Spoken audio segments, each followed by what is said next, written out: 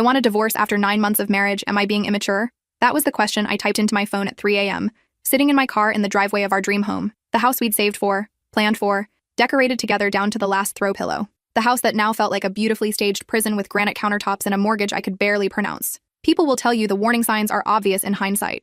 They're wrong. Sometimes the warning signs are so small, so incremental, that you don't notice the walls closing in until you can barely breathe. The changes happen like weather, a degree at a time, until suddenly you're standing in a storm wondering when the sky turned dark. It started with opinions, small ones.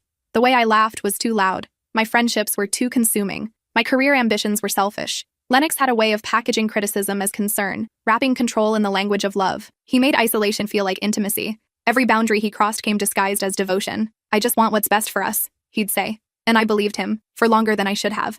The wedding was everything my mother had dreamed of. 300 guests, imported flowers, a dress that cost more than my first car. Standing at the altar, I remember feeling like I was watching someone else's life unfold.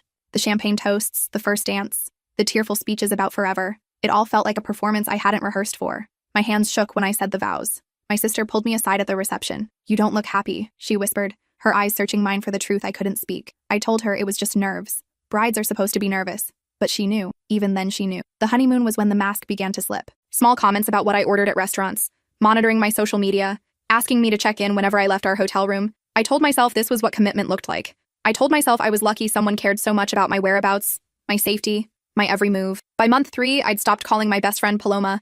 By month 5, I'd turned down a promotion because Lennox said we needed to focus on starting a family. By month 7, I didn't recognize my own reflection. The woman staring back had hollow eyes and practiced smiles that never reached them. The incident that broke me wasn't dramatic. There was no screaming, no violence, nothing that would make headlines. It was a Tuesday evening, and I'd made dinner, his favorite, chicken parmesan with homemade sauce that took 3 hours to simmer. He came home, glanced at the table without sitting, and said, "I told my mother we'd eat at her place tonight." When I reminded him that he'd never mentioned any plans, he looked at me with such cold certainty and said, "I did. You just don't listen. You never listen." I spent that night questioning my own memory, my own sanity, and somewhere in that spiral of self-doubt something clicked. This wasn't love. This was erasure. Piece by piece, I was disappearing into someone else's design. My dad called the next morning just to check in. I couldn't speak. The silence stretched so long he finally said, "Whatever it is, you can come home." Those 6 words undid me completely. I've spent the last 2 weeks gathering evidence. Bank statements, screenshots, a journal of every time he's made me feel small, crazy, invisible. My therapist says I'm doing the right thing.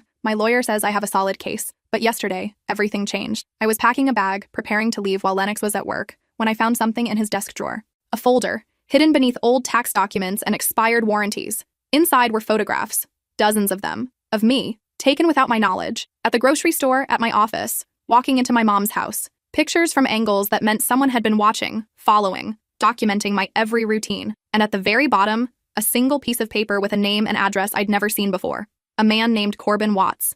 An address 20 minutes from my childhood home. Beneath it, in Lennox's careful handwriting, "If she tries to leave." My hands haven't stopped shaking since. I don't remember driving to my parents' house. One moment, I was standing in Lennox's office, the folder clutched against my chest like evidence of my own haunting. The next, I was parked in my childhood driveway, engine still running, staring at the yellow porch light my dad always left on. The folder sat in my passenger seat. I couldn't look at it, couldn't stop thinking about it. If she tries to leave. 4 words. 4 words that turned my escape plan into something else entirely. Something with teeth. My phone buzzed. A text from Lennox. "Running late at work. Don't wait up." The casualness of it made my stomach turn. He had no idea I'd found it. No idea that the careful architecture of his control was now visible to me in all its terrifying detail. I grabbed the folder and walked to the front door on legs that didn't feel like mine. My mom answered before I could knock. She took one look at my face and pulled me inside without a word, the way mothers do when words would only delay what matters.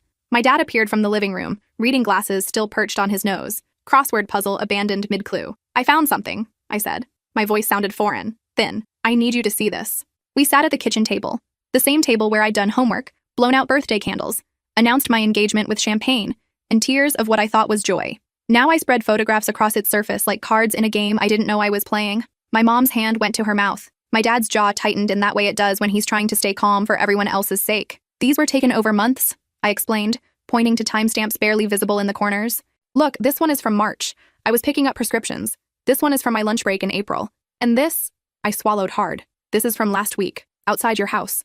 My dad picked up the paper with Corbin Watts' name. He read it twice, 3 times. Then he looked at me with an expression I'd never seen before. Not anger exactly, but something deeper. Something that had been waiting, perhaps, for confirmation of what he'd always suspected. "Who is this man?" my mom asked. "I don't know. I've never heard the name before." My dad was already on his phone, typing. There's a way to find out. My sister arrived within the hour. She lived 40 minutes away, but somehow made it in 30, still wearing her hospital scrubs from her shift in the pediatric ward. She didn't ask questions at first. She just held me, her arm steady and sure, the way she'd held me when I was 7 and convinced there were monsters in my closet. Turns out I'd been right about the monsters. They just looked different than I'd imagined. I called my friend Renata, my sister said once she'd seen the folder. She's a detective with the county. She's coming over. Tonight? Tonight.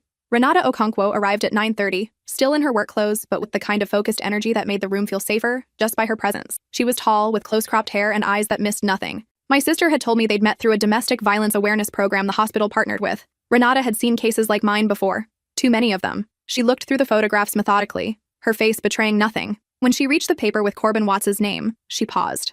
This address, she said. I recognize this area. It's rural, isolated properties, not the kind of place you stumble upon by accident. What does that mean? I asked. Renata set the paper down carefully. It means your husband didn't write this name down as a casual contact. He wrote it down as a resource, someone he could call, someone who might help him with a problem. The word problem hung in the air.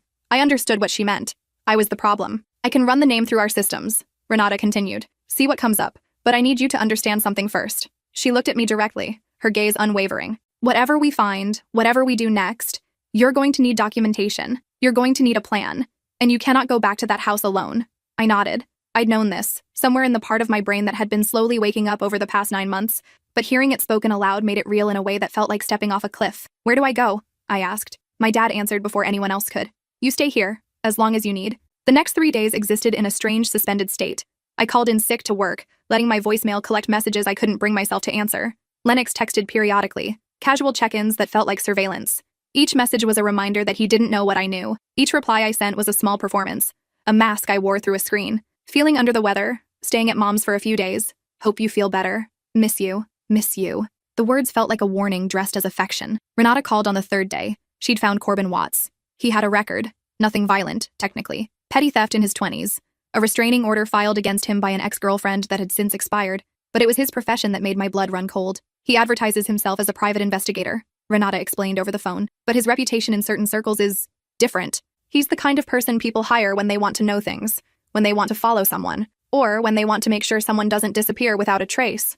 I couldn't speak. There's no evidence he's done anything illegal recently, she continued, but the fact that your husband has his contact information, paired with that note, it's enough for concern, enough for a protective order if you want to pursue one. I thought about Lennox's face, the careful control he wore like a second skin, the way he could make anyone believe he was reasonable, thoughtful, devoted. A protective order would require convincing a judge that I was in danger from a man who'd never raised his hand to me, a man who brought flowers home every Friday, a man who called me sweetheart in public and told our friends how lucky he was to have found me. Will anyone believe me? I asked. Renata's pause told me everything. They should. Whether they will depends on how much evidence we can gather. The photographs help. The note helps. But I won't lie to you. These cases are hard. Men like your husband know how to present themselves. They know how to make women look unreasonable. Women like me, hysterical, oversensitive, imagining things. I thanked her and hung up. Then I sat on my childhood bed and cried until I couldn't breathe. My lawyer's name was Gideon Hartley. He was in his 60s with a gray beard and a calm, methodical way of speaking that made even the worst information feel manageable. My sister had found him through a colleague whose own divorce had involved similar circumstances. He specialized in cases where leaving wasn't just emotionally difficult. It was dangerous. We met at his office downtown, a converted brownstone with creaky floors and bookshelves that reached the ceiling. My mom came with me. She sat in the corner, silent but present, her hands folded in her lap like she was praying. Gideon spread my evidence across his desk, the photographs, the note, the journal entries, the screenshots of texts where Lennox had questioned my sanity, my memory, my perception of reality. This is coercive control, he said finally. It's not always recognized the way physical abuse is, but it's recognized. The photographs suggest stalking behavior. The note suggests premeditation. The journal demonstrates a pattern of psychological manipulation. So what do? I asked. First, we file for divorce. We do it quickly and quietly. We request a temporary restraining order based on the evidence of surveillance. We document everything moving forward. Every text, every call, every unexpected appearance. He paused. And we prepare for him to fight back. What does that mean? Gideon leaned back in his chair. Men like your husband don't let go easily. Control is their oxygen. When they feel it slipping away, they escalate. He may try to charm you back. He may try to intimidate you. He may try to turn people against you. Friends, family, colleagues. He may try to manipulate the legal system. You need to be ready for all of it. I thought about the version of Lennox that everyone else knew, the successful financial analyst, the devoted husband, The man who remembered everyone's birthday and always offered to help with yard work. How many people would take his side simply because they couldn't imagine the person I was describing? "I'm ready," I said, even though I wasn't sure it was true. The papers were filed on a Thursday. By Friday evening, Lennox knew. He called 17 times. I let each call go to voicemail, watching my phone light up again and again on my parents' kitchen counter. My dad finally turned it face down, like the screen itself was something dangerous. The voicemails ranged from confused to pleading to something harder to name. The first few were almost reasonable. "Hey, I got some paperwork delivered today. I think there's been a misunderstanding. Can we talk?" By the 7th, his voice had changed. "I don't understand what's happening. After everything I've done for you, after everything we built together, you owe me an explanation." I owe him. Even now, even facing the dissolution of everything, he believed I was in his debt. The last voicemail came at midnight. His voice was calm again. Too calm, the kind of calm that preceded storms. "I know you're at your parents' house. I know you've been there all week. I'm not angry. I just want to understand. We can fix this. We've always fixed things together. Just come home, and we'll figure it out. I love you." I deleted it without replying. The restraining order was granted the following Tuesday. Temporary, pending a full hearing. The judge, a woman in her 50s with reading glasses perpetually sliding down her nose, had looked at the photographs with an expression I couldn't quite read. When she spoke, her voice was measured. "These images demonstrate a pattern of surveillance that the petitioner could not have been aware of. Combined with the written note referencing actions to be taken if she tries to leave, there is sufficient cause for concern." Lennox wasn't present. He'd been served notice but hadn't appeared. Gideon said this wasn't unusual. Some respondents thought ignoring the process would make it go away. Others were simply biding their time. I walked out of the courthouse into gray October light, the order folded in my purse. My sister was waiting by her car, 2 cups of coffee in hand. "How do you feel?" she asked, handing me one. "I don't know yet." I took a sip, letting the warmth spread through my chest. Lighter maybe, but also like I'm waiting for something. "The other shoe to drop?" "Something like that." She put her arm around me. "Whatever drops, we catch it together." I wanted to believe her. I was trying to believe her. The weeks that followed were an exercise in rebuilding. I'd spent 9 months disappearing. Now I had to remember who I'd been before. Paloma was the first person I called. My best friend since college.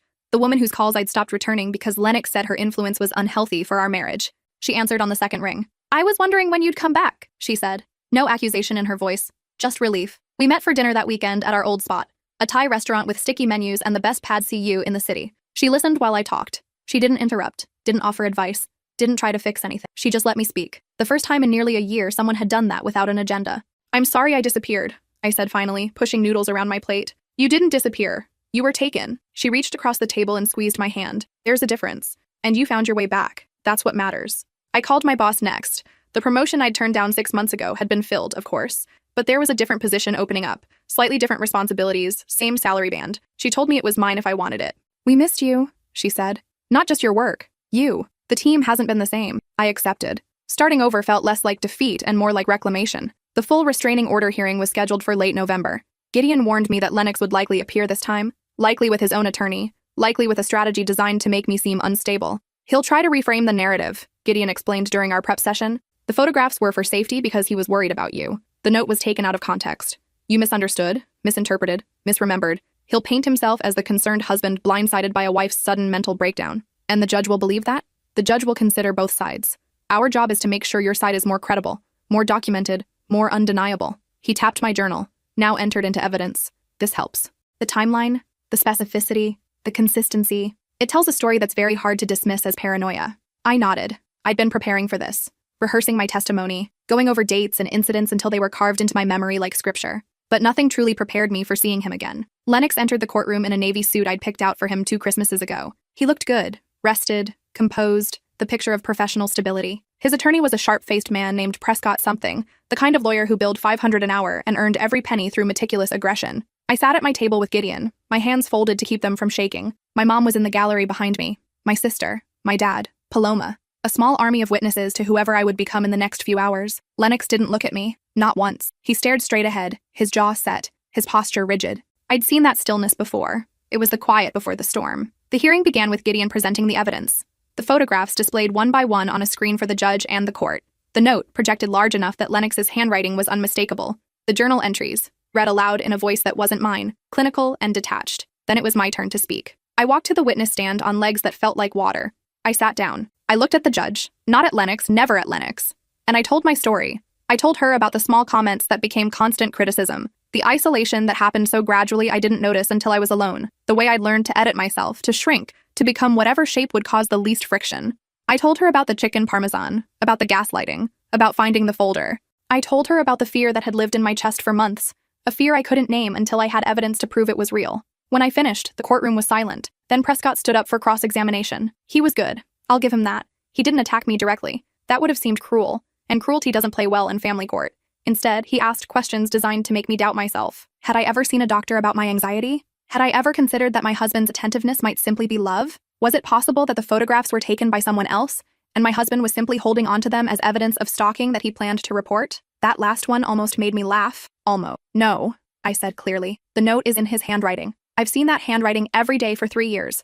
On grocery lists, on birthday cards, on post-its left on my pillow. That's his hand. Those are his words. Prescott didn't flinch. You're certain? I'm certain. The judge called for a recess. I walked back to my seat on trembling legs, and my sister handed me a bottle of water without a word. The final ruling came after lunch. The judge granted the full restraining order. Lennox was prohibited from contacting me directly or indirectly, from coming within 500 feet of my person, my workplace, or my parents' home. The order would remain in effect for 1 year, with the option to extend if circumstances warranted. As she read the decision, I watched Lennox's face. The mask cracked just for a moment. I saw something flash in his eyes. Not defeat, but calculation. He was already planning his next move. But for now, the law was on my side. For now, I had a piece of paper that said I mattered, that my fear was legitimate, that his control would no longer be sanctioned by my silence. I walked out of the courthouse into afternoon sunlight. My mom hugged me first, then my dad, then my sister. Paloma stood at the edge of the group, grinning. How does freedom feel? She asked. I took a deep breath, the first full breath I'd taken in months. It feels like a beginning. The divorce was finalized in February. I didn't attend the final hearing. Gideon handled everything. The settlement was clean, if not entirely fair. Lennox kept the house, the one we'd dreamed of together, the one that had become my prison. I kept my sanity, my savings, and my name. I moved into a small apartment on the other side of the city. 1 bedroom, a galley kitchen, a view of a parking lot that somehow felt more beautiful than any granite countertop I'd ever owned. I painted the walls a soft blue, my choice, no one else's, and hung photographs of people I loved on every surface. Some nights I still woke up reaching for my phone, expecting texts that demanded response. Some mornings I caught myself asking permission from no one before I left for work. The habits of survival don't disappear overnight. But slowly, day by day, I remembered how to take up space. Spring came early that year. I was walking home from work one evening when my phone rang. Unknown number. I let it go to voicemail. Heart pounding, the old fear rising in my chest like a tide. The message was from Renata. Corbin Watts had been arrested. Not for anything related to my case, but for stalking another woman whose husband had hired him as a consultant. The arrest had led investigators to his files, which contained records of dozens of clients, dozens of targets. Your name is in there? Renata said. Your husband paid him a retainer. There are notes, dates, plans. Nothing was executed, but the intent is documented. I sat down on a park bench and listened to the message 3 times. Intent. Plans. The future Lennox had mapped out for me. The one where I didn't get away. But I did get away. Against every odd, every obstacle, every voice that told me I was overreacting, I got away. Summer brought a new project at work. I was leading a team for the first time, managing people who looked to me for direction. The responsibility felt foreign at first, almost uncomfortable. I'd spent so long being small that expansion felt like trespassing. My therapist helped me name it. You're learning to trust your own judgment again, she said. That takes time. Be patient with yourself. I tried. Some days I succeeded. Others, I failed spectacularly and had to start over. But even the failures felt different now, like learning, not like proof of my inadequacy. Paloma got engaged that summer to a woman named Delia who made her laugh in a way I'd never heard before. I was maid of honor at their wedding in October, standing in a garden surrounded by fairy lights and the faces of people who had held me up when I couldn't stand. During the reception, I caught my sister watching me from across the room. She raised her glass. I raised mine back. We didn't need words. We never had. 1 year to the day after the restraining order was granted, I drove past my old house. I don't know why. Maybe I needed to see it, to confirm it was real, that I had lived there, that I had left. The driveway was empty. The porch light was off. A for sale sign stood in the front yard, swaying slightly in the November wind. I didn't stop. I didn't need to. That house had never been mine. Not really. It had been a stage set for someone else's version of happiness, decorated with my compliance, furnished with my silence. My apartment was waiting for me, my blue walls, my photographs, my life. I drove home. 2 years later, I got a letter. Not from Lennox. The restraining order had been extended and he'd moved out of state, according to Gideon. The letter was from a woman I didn't know. Her name was Ingrid Thorne. She'd found me through a survivors forum I'd started posting in, sharing my story anonymously at first, then with my real name once I felt strong enough to own it. She wrote that my words had helped her recognize what was happening in her own marriage. She wrote that she'd left last month, was staying with her brother, was starting to remember who she'd been before. Thank you, she wrote, for making me feel less alone. I read the letter 3 times. Then I wrote back. We started exchanging emails, then phone calls. Then she asked if I'd be willing to speak at a conference on domestic violence awareness. My first instinct was to say no. I wasn't qualified. I wasn't healed enough. I wasn't ready. But then I thought about the woman I'd been 3 years ago, sitting in her car at 3 a.m., typing questions into her phone because she didn't know who else to ask. What would I have given to hear someone say, "You're not crazy, you're not alone, and yes, you can leave"? I said yes. The conference was held in a hotel ballroom downtown. 500 people in the audience, survivors, advocates, therapists, lawyers, researchers. I stood backstage with sweating palms and a throat that felt too tight for words. My mom was in the front row, my dad beside her, my sister, Paloma, Renata, all the people who had caught me when I fell. I walked to the podium. I looked out at the sea of faces, and I told them about the woman who'd sat in her car at 3 a.m., the woman who'd found a folder, the woman who'd run, and the woman who'd survived. I didn't have all the answers. I still had nightmares sometimes. I still flinched at certain tones of voice, still checked my locks 3 times before bed, still felt the old fear rise unexpectedly in moments of vulnerability. But I was here. I was standing. I was speaking with a voice that had been silenced for so long. And that, I told them, was the whole point. Not triumph, not perfection, just survival. Just the stubborn insistence on existing when someone had tried to erase you. Just the slow, difficult, beautiful work of coming back to yourself. I still have the folder, not the original. That's in evidence storage somewhere, part of a case file that will eventually be archived and forgotten. But I made copies before I turned it over. The photographs, the note, the proof of what was planned. Sometimes I take it out and look at it. Not to relive the fear, but to remember how far I've come. The woman in those photographs, followed, watched, documented. She didn't know she was being hunted. She didn't know her routine had been mapped, her exits calculated, her every move recorded for someone else's use. But she's the one who found the folder. She's the one who ran. She's the one who rebuilt a life from the rubble of someone else's design. I don't know what would have happened if I hadn't opened that desk drawer. I try not to think about it. The what-ifs are a trap I can't afford to fall into. What I know is this. I typed a question into my phone at 3 a.m., and somewhere in the asking, I found an answer. I wasn't being immature. I was being brave. And sometimes bravery looks like leaving a house with granite countertops and a mortgage you can barely pronounce. Sometimes it looks like sitting in a driveway with your hands shaking and your heart breaking and your whole future uncertain. Sometimes it looks like choosing yourself when everyone else has taught you that you shouldn't. I chose myself, finally after everything, and I'd do it again.